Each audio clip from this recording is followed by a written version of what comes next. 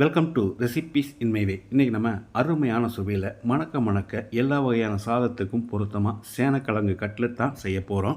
ரொம்ப சுலபமாக இதை எப்படி செய்கிறது, இதுக்கு தேவையான பொருட்கள் என்ன பார்க்கலாம் வாங்க. 450 கிராம் அளவுக்கு சேனக்கிழங்கு எடுத்திருக்கேன். தோல் சீவிட்டு நல்லா அலசி எடுத்து இந்த மாதிரி கட் பண்ணியிருக்கேன்.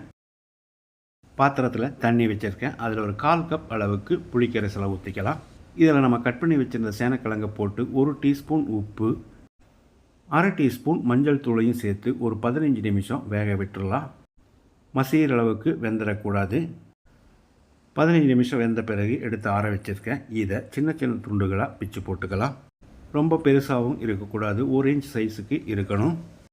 மிக்சி ஜாரில் 2 இன்ச் நீளத்துக்கு 1 துண்டு பட்டை, 4 கிராம்பு, 1 ஏலக்காய், 1 டீஸ்பூன் சோம்பு, 1 டீஸ்பூன் கசகசா, 1 டீஸ்பூன் மிளகு, 6-7 பல் பூண்டு பெருசாக இருந்தால் 3 போதும், 1 இன்ச் அளவுக்கு இஞ்சி, 6-7 சின்ன வெங்காயம்,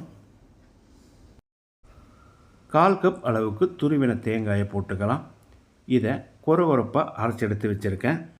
இதோட 150 கிராம் அளவுக்கு ஒரு தக்காளி, 3 வரமிளகாயையும் போட்டு அரைச்சி எடுத்துக்கலாம். வாணலியில் 3 டேபிள் ஸ்பூன் எண்ணெய் ஊற்றிக்கலாம். 1/2 டீஸ்பூன் கடுகு, 1/2 டீஸ்பூன் சோம்பு, ஒரு கொத்து கருவேப்பிலை, மீடியம் சைஸில் 2 பெரிய வெங்காயம் நீள வாக்கில் நறுக்கினது. வெங்காயத்தை கண்ணாடி பதத்துக்கு வதக்கினா மட்டும் போதும். வெங்காயம் வதங்கிருச்சு. இப்போ இதில் சேனக்கிழங்கை போட்டுக்கலாம்.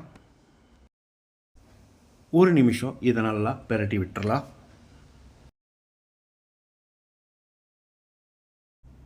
இப்போ இதில் நம்ம அரைச்ச மசாலாவை போட்டுடலாம். கூடவே கொஞ்சமாக தண்ணி சேர்த்து கலந்து விட்டுடலாம்.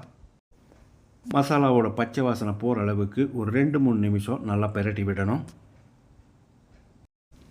இந்த ஸ்டேஜில் உப்பு சரி பார்த்து போட்டுக்கலாம். நான் 1 டீஸ்பூன் உப்பு சேர்க்கிறேன், நீங்கள் பார்த்து போட்டுக்கோங்க. சேனக்கிழங்கு மசாலாவோடு சேர்ந்து ஒரு 2 நிமிஷம் வேகட்டும், மூடி வச்சிடலாம்.